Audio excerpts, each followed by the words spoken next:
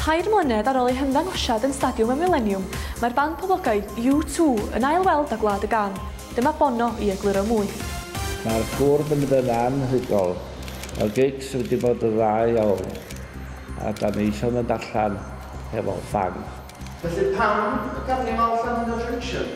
Mae Llandudno Junction wedi bod yn dda iawn i ni. A be all eich fans chi ddisgwyl? Wel, gaeth Edge deud yna dda hi. Wel, mae gennym ni bouncing castle, mae gennym ni daflu sponge, fi arall gennym ni llawer o gemau a dweud y gwir. Peintio gwynab. O ia, o'n i'n cofio am beintio gwynab.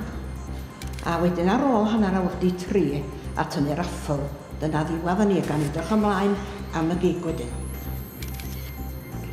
Diolch. Diolch. Mae arbenigwyr yn archwilio stad cyngor yn Tre Herbert ar ôl i anifail anghyffredin gael ei weld yn yr ardal. Dyma oedd gan llygad dis i'w ddweud.